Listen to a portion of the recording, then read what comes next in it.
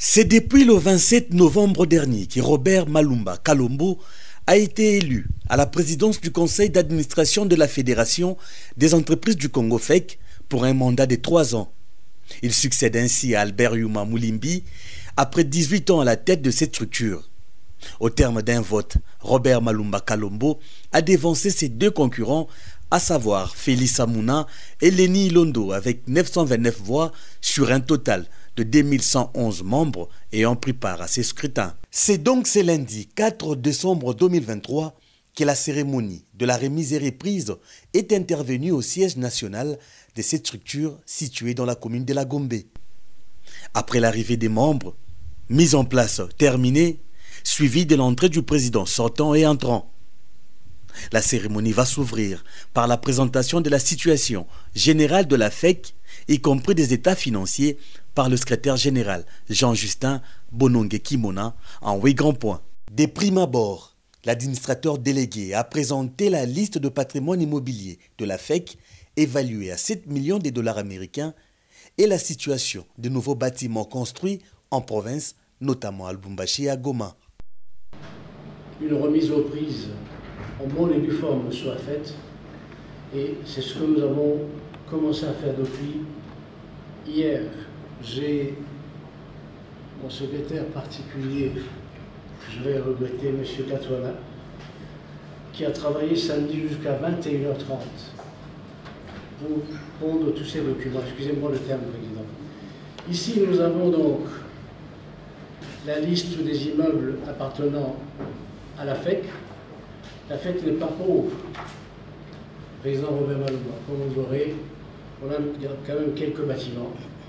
Et nous avons fait en sorte que ces bâtiments soient assurés. Pas assurés à la SONAS, mais assurés dans des sociétés d'assurance et de son. Ce bâtiment vaut 7 millions de dollars et elle est assurée depuis 4 ans pour incendie. S'il y a un problème aujourd'hui, on est couvert. Le bâtiment d'Afek Lubumbashi, que vous allez devoir connaître également, c'est une très belle salle, elle est assurée également. Et Goma, qui a construit en fonds propres.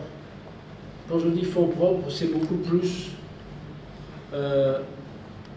suite à une transaction, protocole d'accord que nous avions signé avec le gouvernement provincial du Nord Kivu à l'époque, à la demande du président, ancien président Kabila. Sur le prix du carburant, on mettait une quantité supplémentaire qui permettait à ce que la ville, la province puisse faire des travaux d'infrastructure. On a réussi au niveau du Congo central parce qu'on a eu un très bon gouverneur, M. J.A. Paloukou. Toute la voirie urbaine, pratiquement de Goma, a été faite sur base du protocole d'accord que nous avions signé avec le gouvernement provincial. Nous l'avons fait également à Bukavu. Malheureusement, là-bas, ça n'a pas réussi, avec le gouverneur Tshisambo. Dans d'autres coins, ça marche un peu, c'est-à-dire au niveau du Congo central. Ça devrait marcher dans toutes les provinces, malheureusement, ce n'est pas le cas parce que, faute au gouverneur, d'ailleurs, on a eu encore dernièrement le président de la FEC Otuele qui est venu, on a dû bloquer la perception de cette taxe et le gouverneur s'est plaint parce que nous ne pouvions pas accepter que l'argent entre dans les caisses alors qu'on devait rétrocéder une partie à la FEC. On n'a pas fait. Donc, on a des immeubles qui sont là, vous avez eu le tableau que je vous ai envoyé. Ensuite, le secrétaire général Bonongue est revenu sur la liste des organismes régionaux et internationaux au sein desquels la Fédération des entreprises du Congo est membre. Je ne vais pas lire tous ces organes, notamment il y a CAC, la COMESA, la SADC, la CIGL, l'EAC, East African Community. Et puis, on a des organismes internationaux, notamment la Conférence permanente des chambres consulaires africaines, CPCK, où beaucoup de cadres, notamment même l'administrateur délégué que je suis aujourd'hui, et d'autres cadres ont reçu une formation de haute facture en France, en Belgique, et on l'a fait de façon permanente jusqu'au moment où l'accord avec la CPK, pas cassé, mais l'AFD a cessé collaboration avec nous. La deuxième, c'est la Chambre panafricaine de commerce et d'industrie, PACI, à laquelle le président Numa est premier vice-président, et l'Alliance des patronats francophones, l'Organisation internationale des employeurs. Transparence oblige, l'administrateur délégué de la FEC est revenu également sur la liste de biens et meubles se trouvant dans le bureau du président sortant, y compris la liste des accords de partenariat signés par ces structures avec plusieurs institutions, notamment avec la RCP. Le président a pris le soin, il y a 2-3 jours, de retirer ses biens personnels, notamment quelques tableaux, mais il en a laissé également quelques-uns pour que le bureau que vous allez occuper ne soit pas totalement vide. Donc vous avez tout, même tapis, tout. On a fait un inventaire complet de ce qu'on a là-bas au niveau du bureau. Parce que le bureau, vous avez le bureau que vous allez désormais occuper, vous avez une salle d'attente qui est là, vous avez également une petite salle de réunion qui est là, où vous pouvez faire des réunions. Et quelquefois, nous, au niveau de l'administration, nous avons eu à l'utiliser pour faire des réunions. On a signé un protocole d'accord avec Socoda. Socoda, pas pour que nous puissions avoir de l'argent. Parce qu'il fut un temps où il y avait un problème sérieux entre la Soneca et la Socoda. Soneca, c'est l'ancienne maison qui gérait les droits d'auteur des artistes au Congo. Mais par une loi qui a été prise en 2017-2018, je ne me souviens plus, c'est la Socoda qui est désormais l'organe qui gère les droits d'auteur des artistes. Deuxième protocole, c'est le protocole d'accord entre la FEC et l'autorité de régulation de la sous-traitance dans le secteur privé. Ce n'est pas à vous que je vais apprendre, Président, que la sous-traitance, c'est une œuvre de la FEC. N'eût été la FEC, la sous-traitance n'existerait pas. L'autorité de régulation n'existerait pas. On l'a fait, on s'est battu contre vents et marées, parfois avec la pression des ambassades occidentales, mais nous avons su tenir bon et ce protocole existe aujourd'hui. D'aucuns se disent, mais qu'est-ce que ça apporte à la FEC aujourd'hui? Nous sommes convaincus au niveau de la FEC que dans 1 an, dans 2 ans, la RSP va porter ses fruits parce que de plus en plus de gens comprennent le bien fondé de cette histoire. On a également un protocole d'accord entre la FEC et la ville-province de Kinshasa. Ce protocole d'accord, c'est également en rapport avec la taxe conventionnelle de reconstruction.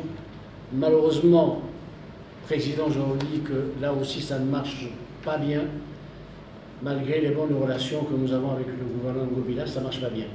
Nous avons également un autre protocole avec le gouverneur, c'est le ramassage d'immondices.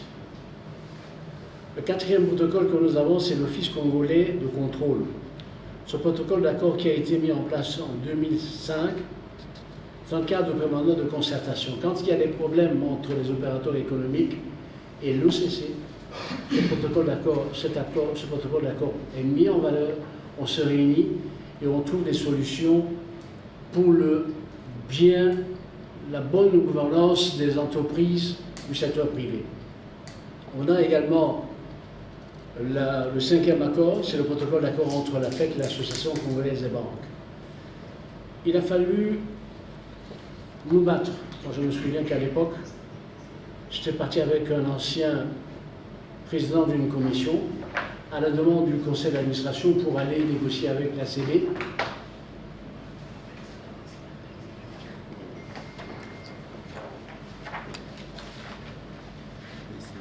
Avec l'ACB, et il a fallu que je m'impose, mais je ne l'ai pas fait seul. Chaque fois que j'ai fait quelque chose, je suis venu demander l'avis du président national, qui m'a dit « vas-y », je suis allé, et nous sommes imposés. Aujourd'hui, nous avons, avec l'Association congolaise des banques, un accord, un protocole d'accord, qui nous permet, comme je vous ai dit, pratiquement chaque mois d'avoir entre 60, 70 000, 75 000 $. Cela nous a permis, Président, de payer les arriérés des comptes finales. Quand je suis arrivé à la FEC en 2012, il y avait des arriérés de salaire, il y avait des arriérés des comptes finales, et tout le personnel d'appoint au niveau des entités provinciales, certains ne savaient même pas lire et écrire.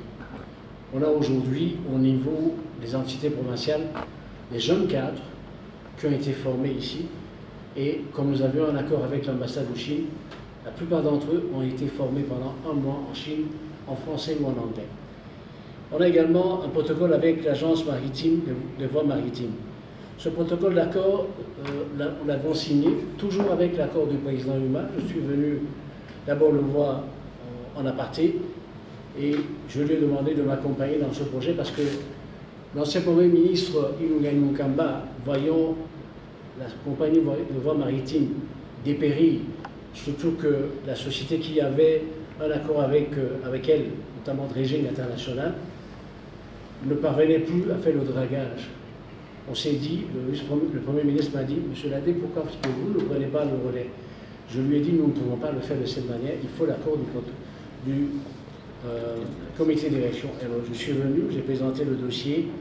Aujourd'hui, le compte RACAT, redevance additionnelle, ça n'a rien à voir avec les redevances que la CVM encaissait avant. Nous avons un compte RACAT, redevance additionnelle.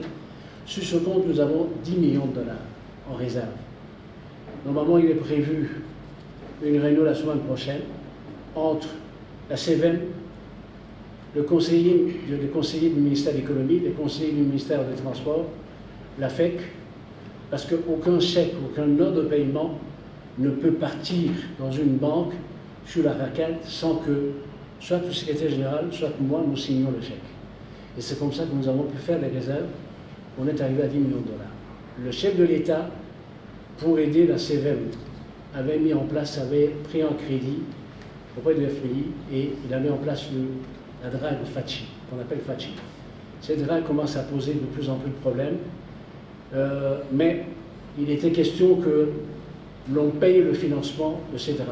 On ne l'a pas fait jusque-là, jusqu'au moment où la RACAT, d'accord avec la CVM, a été mis en place, et maintenant nous payons tous les mois, on paye à FPI un montant important pour essayer de diminuer la dette. Mais si la FEC se réunit la semaine prochaine avec la CVM, c'est parce que nous avons reçu 2 offres pour achat de 2 dragues. 2 dragues nouvelles. Drague neuve venant de Chine, une drague d'occasion mais en très bon état.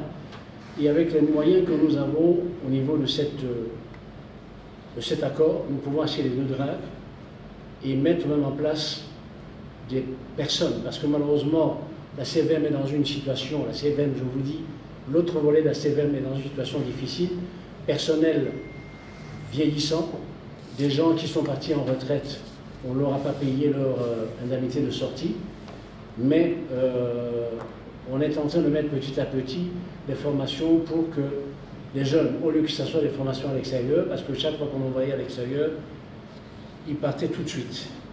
Ils s'enfuyaient après avoir. Alors, le dernier protocole d'accord que nous avons, c'est avec le PNUD. Le PNUD, vous vous rappelez, c'est le projet Renaissance. Le projet Renaissance qui a permis de redynamiser la Fédération d'entreprises du Congo. Le projet Renaissance va continuer probablement, parce que si la personne que nous avons indiquée pour conduire ce projet est élue président de cette commission, elle sera à même de conduire le projet Renaissance et ensuite continuer ce qu'on avait commencé à un certain moment, procédure des tables rondes pour expliquer aux uns aux autres ce qui convient de faire.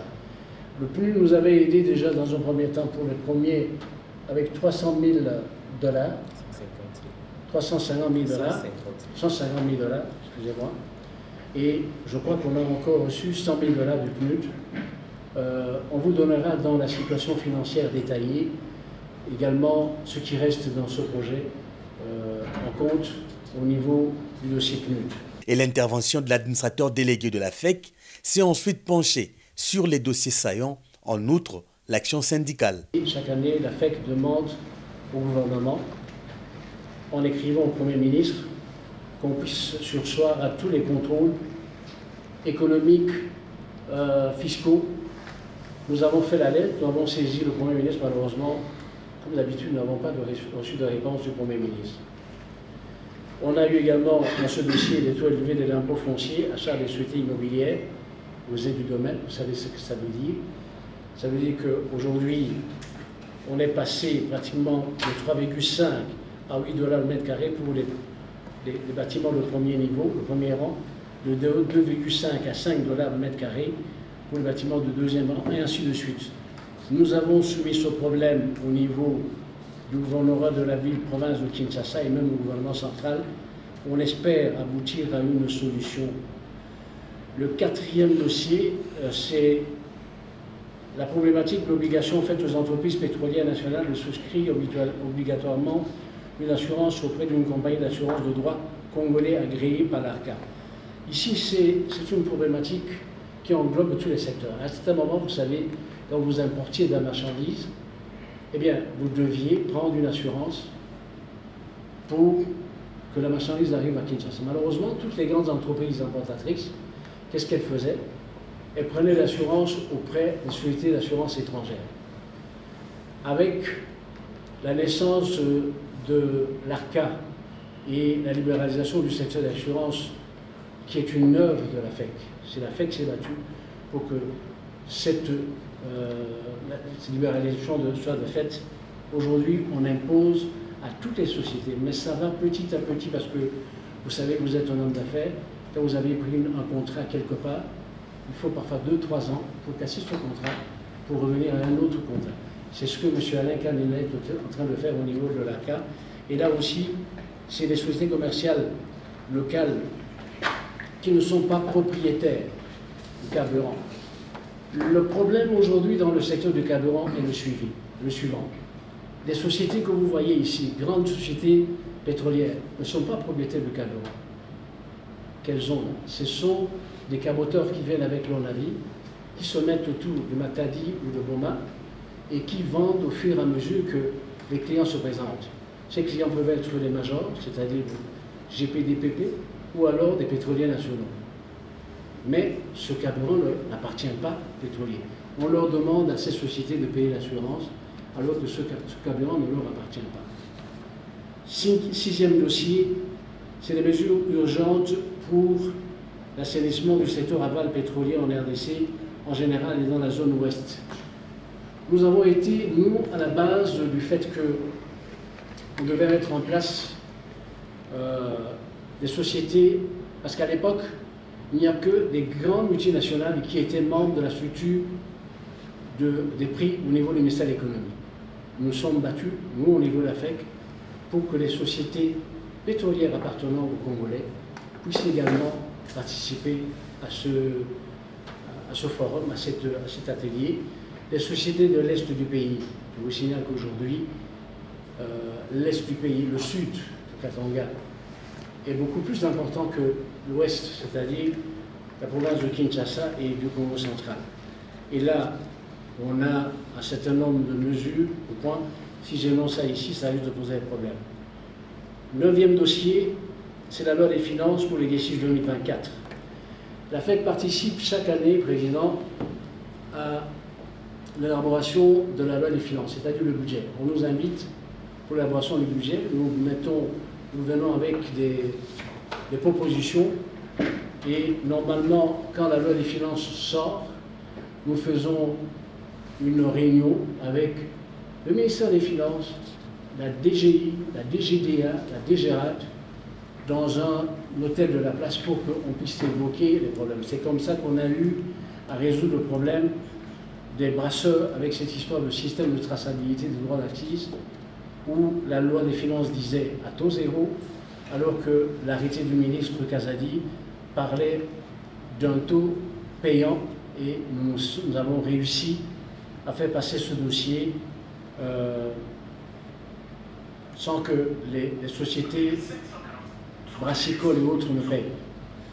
Autre dossier saillant mais consulaire, c'est nous avons signé un accord, un protocole d'accord avec une chambre de commerce importante de Turquie et certains opérateurs économiques de la FEC sont partis déjà en Turquie 2-3 fois, même des mamans sont partis là-bas pour voir comment ça se passe là-bas et il y a un accord qui existe. Alors, 7e grands dossiers que nous avons, Président, c'est les dossiers devant les cours et tribunaux. Le premier dossier, c'est la requête en référé liberté introduite au Conseil d'État en date du 30 mai 2023 contre l'arrêté ministériel du 9 janvier portant fixation des frais de prestation de l'ONAPAC. L'ONAPAC, c'est un organisme qui a remplacé l'ONC, l'Office national du café. L'ONAPAC, il avait été dit que l'ONAPAC devait percevoir 0,25% de ce que les opérateurs économiques payent. Malheureusement, avec la complicité des ministres de l'Agriculture, le président Kala est là, il le sait, on a été plusieurs fois au combat ensemble. Avec la complicité des ministres de l'Agriculture, on est en train de facturer aujourd'hui 5 $, n'est-ce pas, M. Kala? C'est 5 $. Donc, on le fait de cette manière. Et nous avons toujours, Maître Mavinga, qui est l'avocat de la FEC, a introduit un arrêté ministériel, donc un référé suspension, pour qu'on puisse casser un jour. On espère, le ministre de l'Agriculture actuel nous a promis beaucoup de choses, mais il n'arrive pas à le faire. Également, le deuxième point saillant au niveau de Kinshasa, c'est le recours en annulation contre l'arrêté provincial du 23 janvier 2023 portant obligation de contrôle technique de véhicules et matériel roulant d'occasion importés via le Congo central. On a une loi qui avait été prise à l'époque empêchant l'importation des véhicules d'occasion. Mais malheureusement, les lois sont prises, mais ne sont pas parfois appliquées. Et la province du Congo central a commencé à taxer les véhicules et matériels roulant d'occasion importés dans le Congo central, alors que ces véhicules rentrent et payent leur droit d'entrée au niveau de Matadi, du port de Matadi et de Boma. Alors, 8e dossier et dernier dossier, c'est les dossiers saillants dans les provinces. Vous avez la province du Nord Kivu, c'est l'insécurité grandissante au niveau de la route Goma-Butembo, Goma-Massissi, Ruchuru-Bunagana, vous êtes au courant de cela, malgré tout ce que nous avons fait comme, je dirais, intervention, on n'est toujours pas arrivé à trouver une solution à son niveau. La deuxième province, le là-bas, c'est la taxe 19 octobre 2021, qui a mis une taxe de transport spéciale, notamment sur le transport des minerais destinés à l'exportation. Les mines ont une particularité, c'est que le secteur minier est ses lois. Le code minier régit le secteur minier. Aucun autre secteur ne peut venir régir le code minier, même si c'est le ministre des Finances. Le code minier, c'est prévu dans le code minier. Et là, on se bat au niveau de l'ONABA pour qu'on arrive à enlever cette taxe indue de 100 $ sur chaque camion remorque qui passe à la frontière. Le Haut-Tuélé, je vais y aller rapidement, violation permanente du protocole d'accord de l'attaque conventionnelle de reconstruction. Le Haut-Tuélé également, là, on a pris, nous, au niveau de l'administration centrale, la décision d'empêcher nos opérateurs économiques dans le coin de payer la taxe conventionnelle. Le gouverneur nous a écrit, il nous dit voilà, c'est inacceptable, vous ne pouvez pas le faire. Je dis mais c'est un protocole d'accord que nous avions signé. Si vous ne respectez pas votre part du contrat, nous non plus, nous n'allons pas respecter le protocole d'accord. 6e dossier, c'est la Chopo. Chopo, c'est l'état d'élaboration avancé des infrastructures socio-économiques de base dans la province de la Chopo.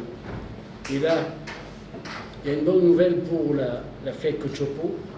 Nous avons eu un accord, et c'est pour cela que d'ailleurs je vais aujourd'hui rencontrer Madame l'ambassadrice de Belgique, Enabel, qui a aidé plusieurs fois la FEC au Katanga. Enabel va construire un immeuble sur un terrain, une maison, une parcelle, que l'ancien président de la FEC, M. Mokeni, vous avez légué gratuitement. Je suis allé le voir il avait déjà promis au président Yuma, et quand je suis allé le voir, il était vers la fin de sa vie. Il m'a dit, j'ai donné ma parole au président Yuma, ce terrain vous appartient, aucun enfant ne viendra vous réclamer quoi que ce soit. On a tous les titres de propriété qu'il avait laissés dans le coffre de sa banque, et nous avons récupéré ces titres fonciers. Et c'est sur ce terrain que la BEL va construire une maison, un bâtiment à étage. Ils vont mettre également une partie de ce bâtiment à leur disposition pour la formation des jeunes. C'est le Kasaï oriental. Le Kasaï oriental, il y a beaucoup de problèmes parce qu'avec la mort, j'espère que la MIBA va renaître un jour, avec la mort de la MIBA, on a eu beaucoup de problèmes. Et même le bâtiment de la MIBA, de la FEC, Bougema, et quand vous irez voir, visiter Président, vous verrez que c'est dans un état de liquescence avancé. Pour le moment, nous n'avons pas les moyens de le faire, d'arranger ce bâtiment. Mais peut-être que ceux qui viendront après nous vont le faire. 8, Kasaï central. Je suis heureux de dire que là, je suis allé voir le président Yuma, je lui ai dit, président, c'est inadmissible que nous ayons un bâtiment. J'ai vu les photos de ce bâtiment, qu'il soit dans cet état. Les fous dormaient là-bas. C'est pas normal. J'ai pris dans les fonds propres de l'administration centrale 65 000 $ pour construire ce bâtiment. Quand le président Yuma a vu que ça évoluait très bien, il nous a donné 25 000 $. On a acheté un groupe électrogène. Ce bâtiment a des murs de clôture. Je vous recommande d'aller voir ce bâtiment. C'est un des plus beaux bâtiments de Canada. Un des plus beaux bâtiments de Canada. Il y a tout. La salle de formation est plus grande que la salle que nous avons ici. Je vais aller rapidement, Président. 10, c'est la province de l'Ituri. Là aussi, chacun des gouverneurs, quand il a vu qu'au niveau du commandant central, les choses ne se passaient pas bien pour la taxe d'estampillage, chaque gouverneur, le Congo central l'a fait, l'Ituri l'a fait également, commençait à demander que les opérateurs économiques payent la taxe d'estampillage. On vient chez vous, on vous dit voilà, on met un code barre et vous devez payer autant. Tandis que la loi des finances 2021 stipulait que cette taxe, cet estampillage, même si on met l'estampillage, c'est à taux zéro. On ne doit rien payer. Chaque gouverneur a voulu faire. Nous avons un combat que nous menons jusqu'à présent dans cette histoire. Mais parfois c'est difficile. Souvent quand il y a un gouverneur militaire, ça nous pose énormément de problèmes. Le Sud Kivu, j'ai eu la chance de faire la ronde du Sud Kivu avec le président Yuma. Je dois dire que j'ai été là-bas.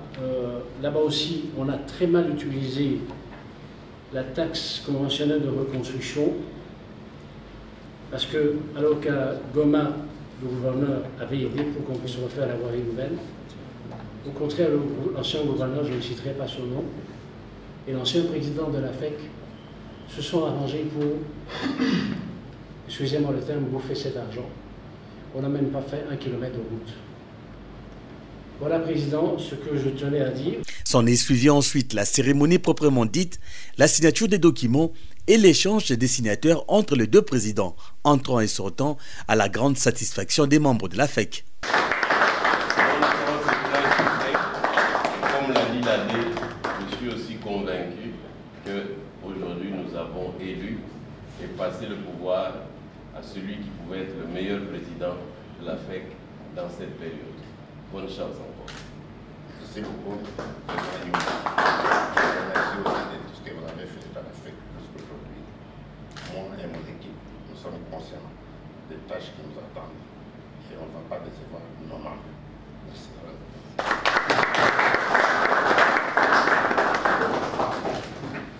Alors, que la fête commence. Le nouveau président du conseil d'administration de la FEC, Robert Malumba Kalombo, promet d'œuvrer efficacement pour l'intérêt de la FEC.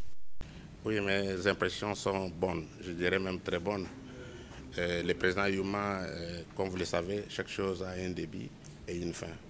Et puis il a fait son temps avec les comités qui l'accompagnaient Aujourd'hui, c'est l'autre ère qui s'ouvre avec moi, avec toute mon équipe, pour commencer une nouvelle marche. Nous allons nous attaquer, moi et mon équipe, sur tous les points soulevés par l'AD et pourquoi pas aussi créer d'autres s'il y en a, tout pour l'intérêt de notre fédération. D'abord, les membres m'ont fait confiance. Je continue à les demander de me faire de nouveau confiance et je vais donner le meilleur de moi-même pour leurs intérêts, pour mes intérêts aussi, parce que je suis aussi d'abord un homme d'affaires comme eux. Ils peuvent compter sur moi et nous allons, ensemble avec mon équipe, nous allons arriver au bon port. La FEC et le gouvernement, nous sommes des partenaires. Nous représentons le secteur privé, l'économie privée de ces pays. Nous sommes obligés de voir les choses de la même façon, de collaborer pour l'intérêt du développement de notre pays. Indiscutable carrefour d'échanges et des rencontres d'affaires, le nouveau président de la Fédération des entreprises du Congo aura pour mission et défi d'aider les entrepreneurs et de créer des conditions les plus favorables pour la croissance de leurs entreprises.